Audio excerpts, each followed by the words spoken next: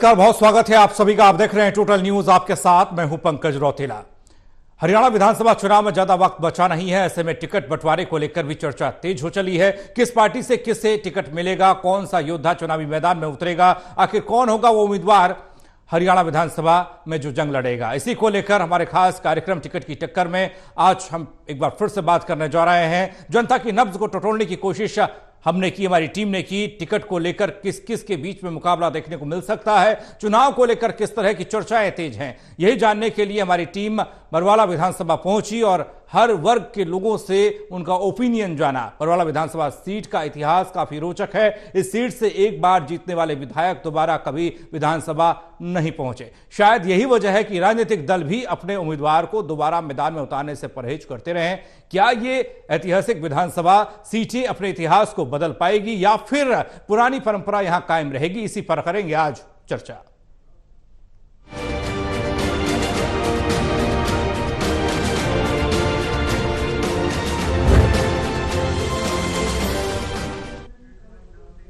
तो चर्चा आज बरवाला विधानसभा सीट को लेकर। यहां जनता किसे अपना उम्मीदवार चाहती है, चाहे बीजेपी हो, कांग्रेस हो या फिर कोई अन्य चेहरा जो जनता के मन में चल रहा है, उसको लेकर चर्चा करेंगे आज। हमारे साथ चर्चा में मौजूद हैं doctor Mahesh Kumar, associate editor Hisar.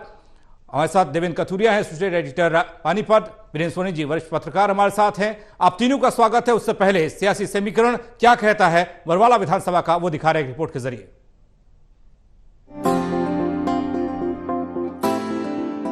Lok Sabha चुनाव और उपचुनाव के बाद सबकी निगाहें विधानसभा चुनाव पर टिकी है। हरियाणा में इस साल के अंत तक विधानसभा चुनाव होने जा रहे हैं। इसे लेकर राजनीतिक दलों ने अपनी तैयारियां तेज कर दी हैं। लोकसभा चुनाव के नतीजों से कांग्रेस में बूस्टर जीत की उम्मीद जगी है। इस वक्त राज्य में बीजेपी की सरकार है और नायाब सिंह सैनी सीएम है। जहां बीजेपी के लिए इस बार का विधानसभा चुनाव चुनौतियों से भरा हुआ है, तो वहीं लोकसभा चुनाव के नतीजे कांग्रेस के लिए संभावनाओं से भरे नजर आ रहे हैं। लेकिन अब देखना ये दिलचस्प होगा कि लोकसभा नतीजों का टिकट बंटवारे पर कैसा असर पड़ता है। पार्टी किस आधार पर टिकट देगी, यही सब जानने के लिए हमारी टीम लगातार अलग अलग विधानसभा क्षेत्रों में पहुंच रही है, जनता का ओपिनियन ले रही है। यही सब जानने के लिए हमारी टीम 20 और 21 जुलाई को बरवाला विधानसभा पहुंची, जिसका सैंपल साइज 199 है। हिसार जिले की बरवाला विधानसभा सीट का इतिहास काफी रोचक है। इस सीट से एक बार जीतने वाले विधायक दोबारा कभी विधानसभा नहीं पहुंच सके हैं। शायद यही वजह है कि राजनीतिक दल भी अपने उम्मीदवार को दोबारा मैदान में उतारने से परहेज करते हैं। यही जानने के लिए हमारी टीम बरवाला विधानसभा के 21 से ज्यादा क्षेत्रों में पहुंची। सभी वर्ग, जिसमें गरीब, अमीर, मध्यम वर्ग, पुरुष और महिलाओं से ये जानने की कोशिश की गई कि ऐतिहासिक विधानसभा सीट अपने इतिहास को बदल पाएगी या फिर पुरानी परंपरा कायम रखेगी। इस ओपिनियन पोल को पूरी तरह से गोपनीय रखा जाएगा। इसमें किसी भी व्यक्ति की पहचान का खुलासा नहीं किया जाएगा। ये सिर्फ एक विचार है, इसका चुनाव से कोई लेना देना नहीं है। Election desk, total TV. बात बरवाला विधानसभा सीट की करते हैं और यहां पर सियासत क्या कहती है, जल्दी से जानने की कोशिश। संक्षेप में महेश, आपके जरिए हम जानना चाहते हैं कि इस सीट पर सियासी समीकरण क्या कह रहा है, जनता की राय बाद में।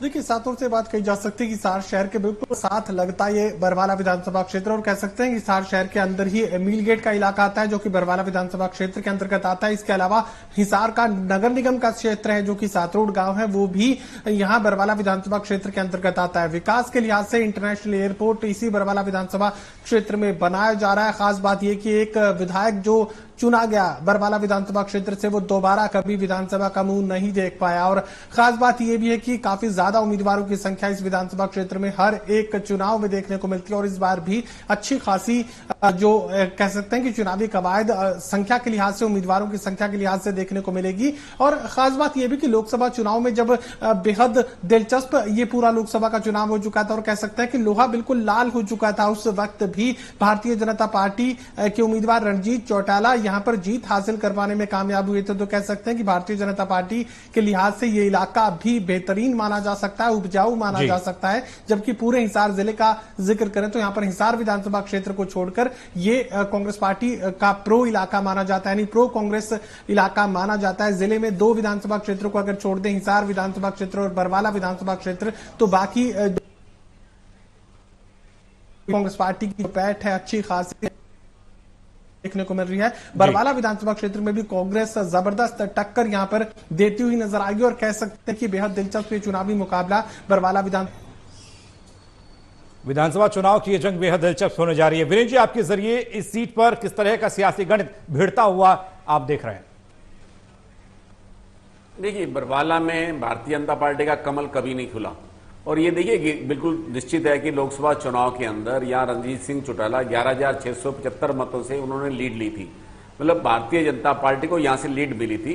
और ये देखिए कि भारतीय जनता पार्टी ने विधानसभा की कभी सीट जीती नहीं है। हालांकि देखिए, भारतीय जनता पार्टी के सुरेंद्र पूनिया लगातार 2 बार चुनाव जीते हैं, दोनों बार उनको पराजय का सामना करना पड़ा। और इस बार जो है भारतीय जनता पार्टी के लिए अवसर है, लेकिन ये कांग्रेस का गढ़ माना जाता है, तो इसलिए भारतीय जनता पार्टी के लिए भी चुनौती है। और यहाँ पहले जो है इंडियन नेशनल लोकदल के वेद नारंग भी जीते हैं, बाद में 2019 में जेजेपी के जोगीराम सिहाग जीते, तो इसलिए यहाँ पर राजनीतिक घटनाक्रम भी बदलता रहता है, तो इसलिए भारतीय जनता पार्टी के लिए इस बार अवसर लगता है। जी देवेंद्र, जब आपके पास चुनौती इस चीज की हो कि जिस सीट पर आपने कभी जीत दर्ज नहीं की और वहां पर आप किस तरह की रणनीति का इस्तेमाल करेंगे, ये सवाल बीजेपी को लेकर है। बीजेपी सीट को जीतना चाहती है। देखिए, जहां कमल नहीं खिला बरवाला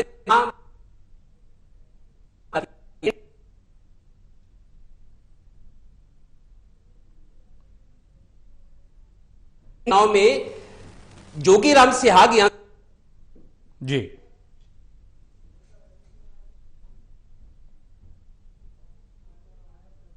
चलिए, तकनीकी व्यवधान की वजह से आपकी आवाज हम तक देवेंद्र नहीं पहुंच पा रही है, लेकिन जब बात टक्कर की करते हैं तो सबसे पहले हम जनता की राय, ओपिनियन पोल बीजेपी का दिखाने जा रहे हैं। संभावित उम्मीदवार को लेकर जनता है, कार्यकर्ता है, वो क्या चाहते हैं। जोगीराम सिहाग को सबसे ज्यादा लोग चाहते हैं, कार्यकर्ता चाहते हैं, 43.75% लोग चाहते हैं। कैप्टन भूपेंद्र उसके दूसरे नंबर पर आते हैं, उसके नीचे आते हैं, 18.75% लोग उन्हें चाहते हैं, कार्यकर्ता चाहते हैं। वेद नारंग 14.06% लोग वेद नारंग को चाहते हैं कि उम्मीदवार उन्हें बनाया जाए। तो ये संभावित उम्मीदवार, ये जनता की राय, कार्यकर्ताओं की राय, वो चाहते हैं कि उन्हें उम्मीदवार बनाया जाए। ऐसे में 2 और नाम हमारे सामने आते हैं, उसमें स्वीटी बुरा बॉक्सर हैं, 14.06% लोग चाहते हैं, और बीजेपी के साथ जो लोग हैं वो 9.38% लोग हैं। सबसे ऊपर जो नाम आता है वो जोगीराम सिहाग का आता है। हालांकि जेजेपी से विधायक और अब बीजेपी के मंचों के जरिए उन्होंने नई सियासत की शुरुआत की है और इससे बीजेपी भी शायद इस सीट को साधने की कोशिश कर रही है। ये जानने और समझने की कोशिश की जोगीराम सिहाग जिस तरीके से अब बीजेपी के मंच पर हैं और बीजेपी के टिकट पर ही वो चुनाव लड़ने की बात कर रहे हैं। हालांकि जेजेपी से इस्तीफा दिया नहीं, उनका सियासी इतिहास क्या कहता है, उनकी राजनीति क्या कहती है, वो जल्दी से दिखा रहे हैं।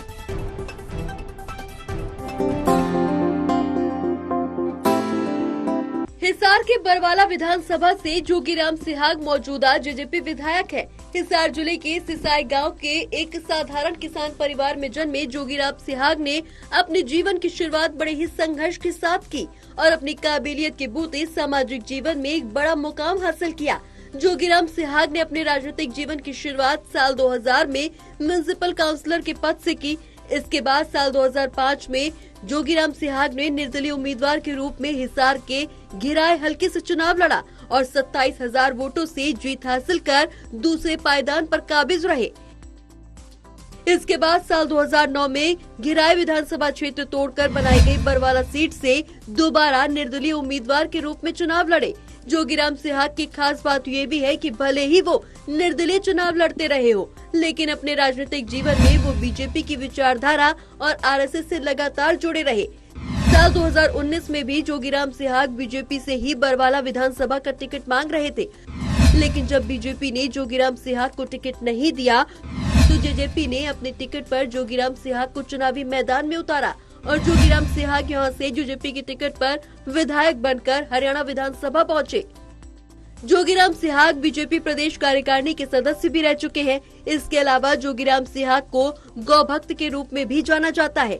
हिसार के इलाके में शायद ही कोई ऐसी गौशाला हो जहां जोगीराम सिहाग ने बड़ा आर्थिक सहयोग न किया हो। लोकसभा चुनाव के दौरान भी जोगीराम सिहाग ने सबसे पहले बीजेपी के उम्मीदवार को अपना समर्थन देने का ऐलान किया और लोकसभा चुनाव 2024 में अपने बरवाला विधानसभा क्षेत्र से जोगीराम सिहाग ने बीजेपी के उम्मीदवार रणजीत चौटाला को चुनाव में अपने विधानसभा क्षेत्र से शानदार जीत दिलाई। जोगीराम सिहाग अब एक बार फिर बीजेपी के संपर्क में है और विचारधारा के पुराने मेलजोल के चलते अब सिहाग को ही बीजेपी की टिकट पर बरवाला विधानसभा क्षेत्र से अगला उम्मीदवार माना जा रहा है। Election desk total news. Jogiram Sihag उन विधायकों की लिस्ट में क्या शुमार हैं जो काफी एक्टिव मोड में रहते हैं? महेश आपके पास आ रहे हैं। जोगीराम सिहाग हालांकि जीतते रहे, निर्दलीय हों, जेजेपी के टिकट पर हों, अब बीजेपी के मंच पर हैं, ठिकाना मिला नहीं, लेकिन इस बार जेजेपी से अलग बीजेपी में टिकट पाने की होड़ में यह कहा जा सकता है कि बीजेपी के लिए भी अच्छा और जोगीराम सिहाग को भी एक बड़ा बैनर मिल जाएगा।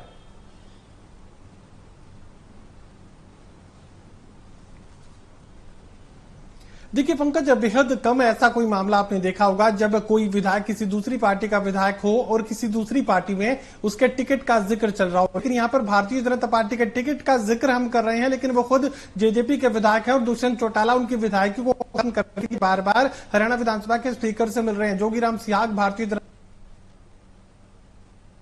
और उनके मूल काडर से संबंधित हैं। जोगीराम सिहाग लगातार भारतीय जनता पार्टी के संपर्क में बने रहे और आरएसएस के साथ भी जोगीराम सिहाग की बेहद नजदीकियां मानी जाती है और ये सर्वे में उनका नाम भारतीय जनता पार्टी के उम्मीदवार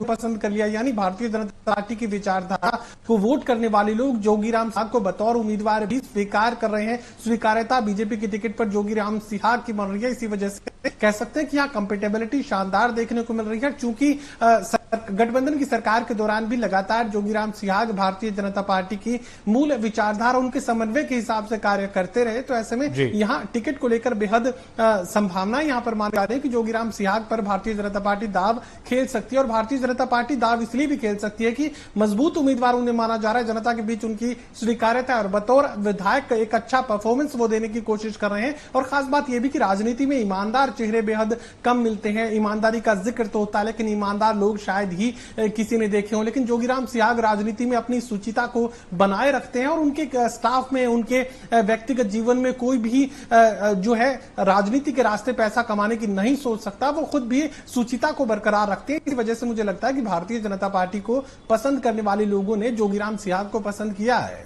जी वीरेंद्र जी, जिस तरीके से आपने बताया इस चर्चा के दौरान कि यह सीट बीजेपी के लिए फायदेमंद नहीं रही, यहां से बीजेपी कभी जीती नहीं, लेकिन इस बार जोगीराम सिहाग बीजेपी के साथ है। हालांकि 2019 में कोशिश की, बीजेपी ने नकार दिया, लेकिन इस बार बीजेपी नकारने की मूड में नहीं होगी।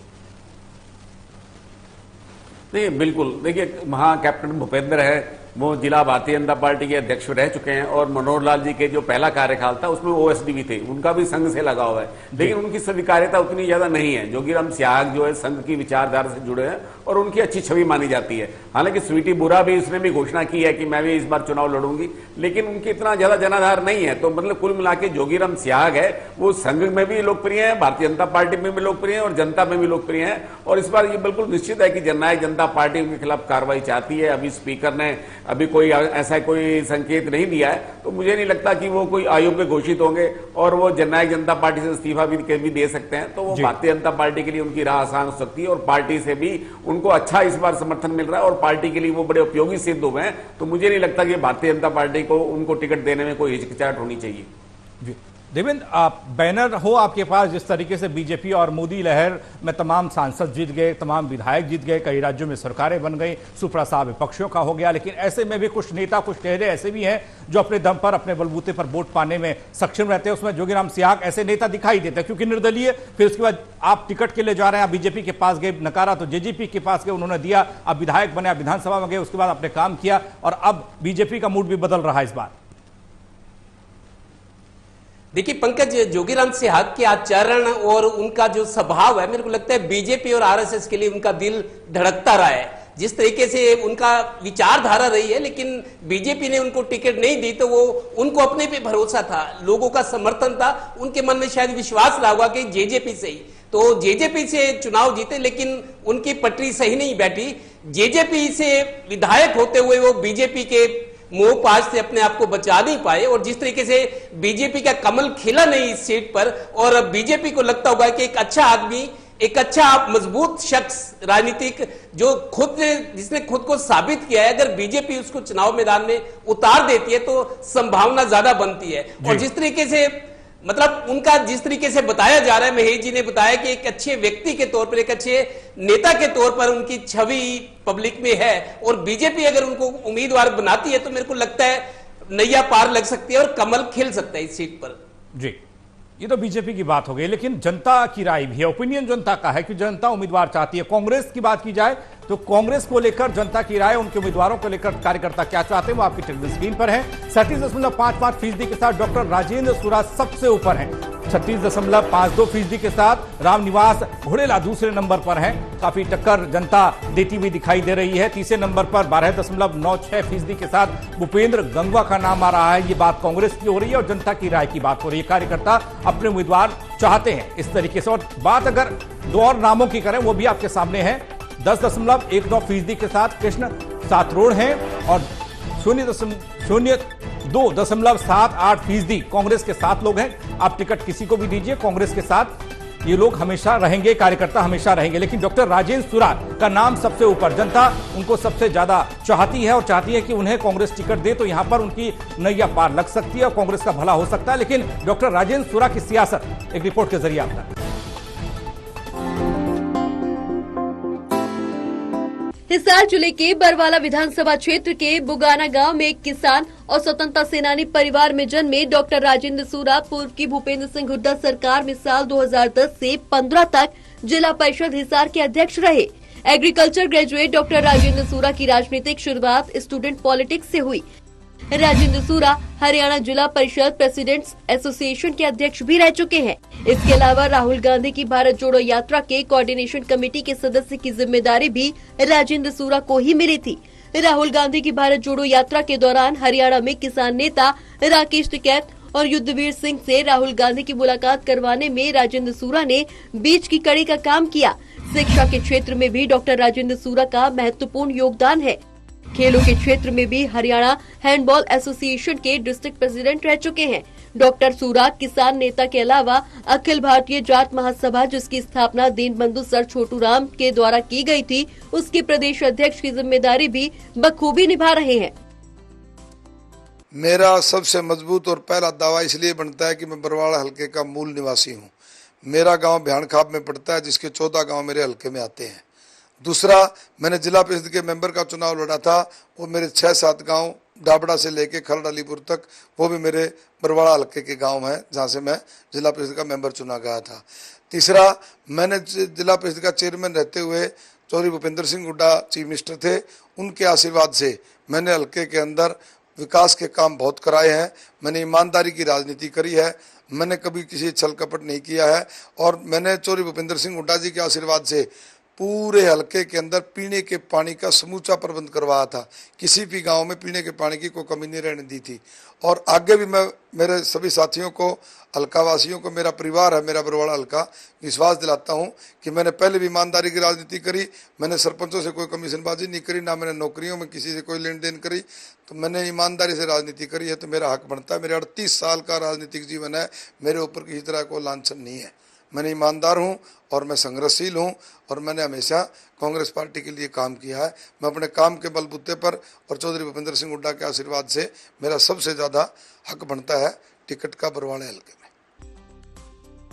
तत्कालीन ओम प्रकाश चौटाला सरकार में हिसार के मौजूदा सांसद जयप्रकाश को जेल से रिहा करवाने के लिए चलाए गए आंदोलन को डॉक्टर राजेंद्र सूरा ने करीब 50 दिनों तक अपना नेतृत्व दिया। एक छात्र नेता, एक शिक्षाविद, एक खिलाड़ी और समाज के बीच एक जुझारू नेता की जिम्मेदारी डॉक्टर राजेंद्र सूरा अपने राजनीतिक जीवन में बखूबी निभा रहे हैं। खास बात ये भी है कि डॉक्टर राजेंद्र सूरा भूपेंद्र सिंह हुड्डा परिवार के बेहद करीबी और विश्वसनीय माने जाते हैं। वर्तमान में डॉक्टर राजेंद्र सूरा को कांग्रेस पार्टी ने मैनिफेस्टो कमेटी के सदस्य की महत्वपूर्ण जिम्मेदारी सौंपी हुई है। Election desk, total news. तो डॉक्टर राजेंद्र सूरा का नाम सबसे ऊपर है जरूर, लेकिन उनसे बहुत बेहद करीब है रामनिवास घोड़ेला भी। महेश, इनकी सियासत और जनता की राय में ये सबसे ऊपर है, क्या कुछ इनकी सियासत कहती है और किस तरह का माहौल दिख रहा है?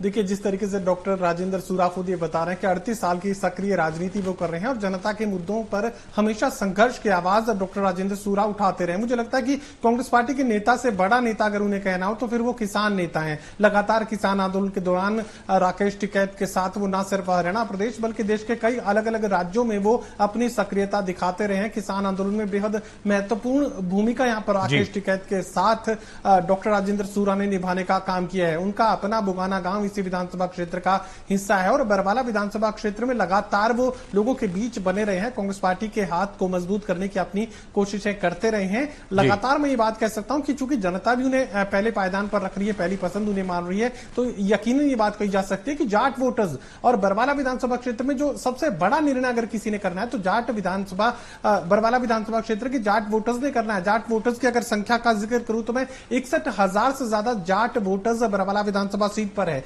दूसरे पायदान पर जो है एससी वोटर्स हैं 56,500 और बीसी वोटर्स का जिक्र करें तो करीब 45,000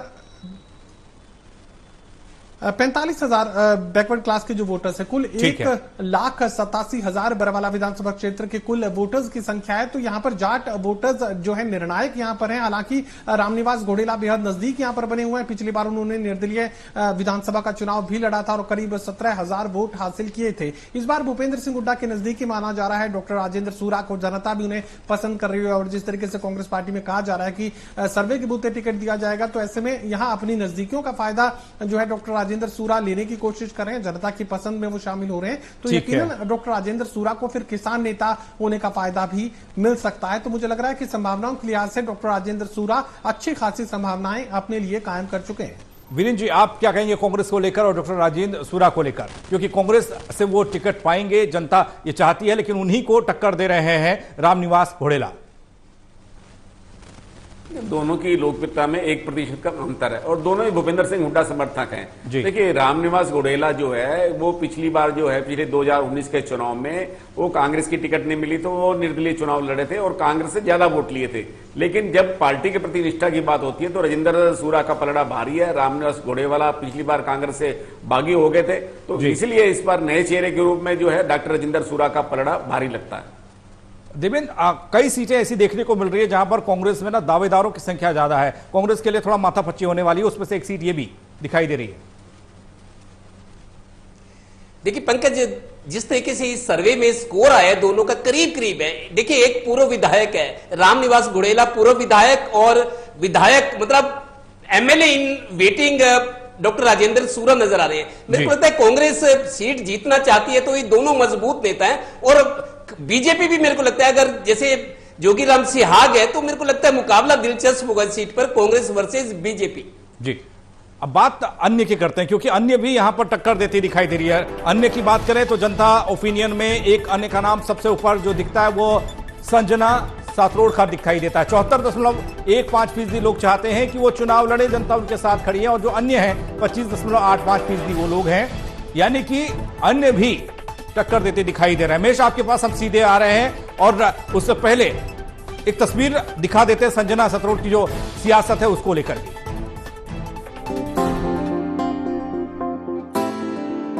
हिसार के बरवाला विधानसभा क्षेत्र की राजनीति में सबसे उभरता और चमकता चेहरा युवा नेत्री संजना सातरोड का है। संजना सातरोड ने अपनी स्कूल और ग्रेजुएशन की शिक्षा दिल्ली से हासिल की है और एलएलएम की डिग्री संजना सातरोड ने लंदन से स्कॉलरशिप के साथ हासिल की। खेलकूद और सामाजिक गतिविधियों में भी संजना की छवि सबसे अलग दिखाई देती है। प्रदेश की राजनीतिक हालातों को बेहतर बनाने का इरादा अपने मन में लिए संजना इसकी शुरुआत हिसार के बरवाला विधानसभा क्षेत्र से निर्दलीय उम्मीदवार के रूप में कर चुकी हैं। उच्च शिक्षा प्राप्त होने के नाते संजना सातरोड अपने विधानसभा क्षेत्र के युवा, लड़के लड़कियों, महिलाओं, बुजुर्गों के लिए एक अलग ही व्यापक नजरिया रखती हैं। संजना सातरोड ने दिल्ली की गुरु गोविंद सिंह इंद्रप्रस्थ यूनिवर्सिटी से LLB की और LLM की पढ़ाई विश्वविख्यात Queen's Mary University of London से की। कानून की उच्च शिक्षा के दम पर संजना सातरोड ने दिल्ली के 13 MD वार्डों में उपचुनाव करवाए। दिल्ली के MCD इलेक्शंस में एक ही नाम के मिलते जुलते धोखे से लोगों को बचाए रखने के लिए EVM मशीन पर फोटो लगवाने का काम कानूनी रूप से संजना सातरोड ने ही करवाया, जिसके बाद चुनाव आयोग ने देश भर में EVM मशीनों पर कैंडिडेट के नाम के साथ उसकी फोटो लगाना भी शुरू कर दिया। साल 2018 में दिल्ली में फिक्स चार्ज कैलकुलेशन में स्पष्टता के अभाव के चलते दिल्ली हाई कोर्ट में याचिका लगवाकर संजना सातरोड ने फिक्स चार्ज को कम करवाया। चुनाव में खड़े होने वाले प्रत्याशियों के लिए अपनी पूरी जानकारी देना और उस जानकारी को सार्वजनिक करवाने के लिए संजना सातरोड ने मजबूती से कानूनी लड़ाई लड़ी।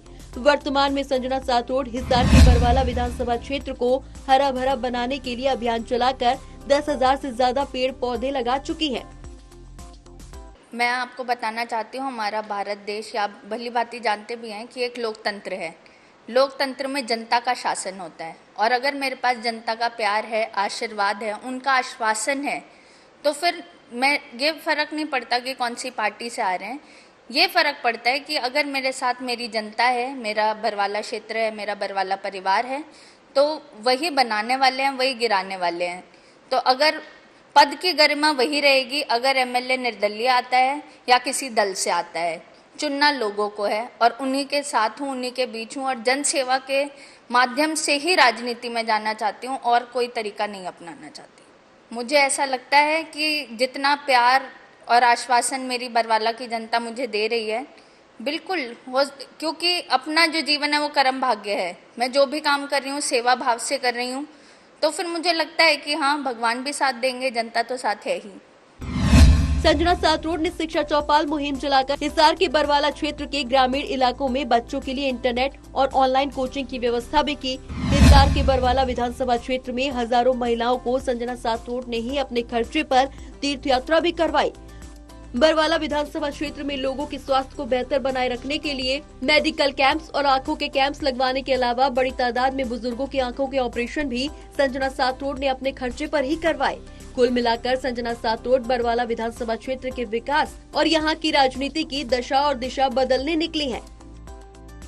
Election desk, total news.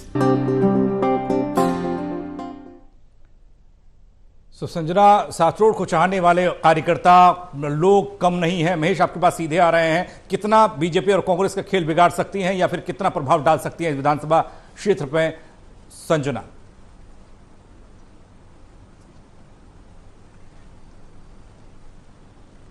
देखिए पंकज जी, बेहद ये कम होता है कि भारतीय जनता पार्टी या फिर कांग्रेस पार्टी के उम्मीदवारों की रेस तो अक्सर देखने को मिलती है। हर एक विधानसभा क्षेत्र में कमोवेश यही तस्वीर देखने को मिलती है, या तो बीजेपी या तो कांग्रेस। लेकिन यहाँ बरवाला विधानसभा क्षेत्र का जिक्र करें तो अन्य में भी यहाँ संजना सातरोड को बेहद पसंद किया गया और यही वजह की बहुत ज्यादा हमें उनके बारे में जानकारी देनी पड़ी है। कौन है संजना सातरोड और किस तरह का राजनीतिक अब तक का उनका जीवन रहा है और आगे किस तरीके से वो आगे बढ़ने की राजनीति में कोशिश कर रहे हैं। दरअसल संजना सातरोड यहाँ युवाओं को एक नए नजरिए के साथ जोड़ने की कोशिश कर रही हैं। पौधारोपण उनकी तरफ से किया जा रहा है, 10,000 से ज्यादा पेड़ लगा चुके हैं, लाइब्रेरीज के लिए काम कर रहे हैं। तो यकीनन राजनीति को एक नई दिशा देने की कोशिश संजना सातरोड की तरफ से की जा रही है। पौधारोपण के जरिए प्रकृति के नजदीक तो लेकर ही जा रही है। इसके अलावा स्वच्छ राजनीति, ईमानदार राजनीति का जिक्र यहाँ पर संजना सातरोड कर रही है। लोग उनसे कनेक्ट कर रहे हैं। सामाजिक सेवा भाव के लिए आज से मेडिकल कैंप्स भी लगाए गए हैं। इसके अलावा हजारों लोगों को तीर्थ यात्रा मुफ्त वो अपने खर्चे पर करवा रही है। तमाम वो व्यवस्थाएं करने की कोशिश कर रहे हैं जिससे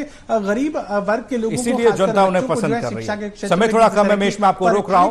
वीरेंद्र जी, मैं आपके पास आ रहा हूं। एक तरफ सियासत के धुरंधर बीजेपी कांग्रेस और दूसरी तरफ निर्दलीय अन्य संजना सातरोड, क्या कहेंगे?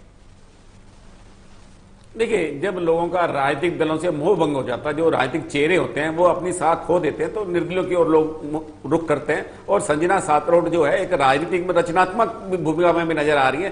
तो उनका एक दायरा है, शिक्षा क्षेत्र में प्रचार प्रसार का भी दायरा है। तो वो एक सेवा की राजनीति के माध्यम से प्रवेश करना चाहती है, तो युवा चेहरे के रूप में उनको मान्यता मिल रही है। जी देवेंद्र, निर्दलीयों का बोलबाला ऐसा नहीं है, हरियाणा में रहा नहीं है। अगर संजना सातरोड को विधायक के रूप में देखा जाए तो ये गलत नहीं है कि जिस तरीके से लोग उनको चाहते हैं, कार्यकर्ता उनके चाह रहे हैं उनको।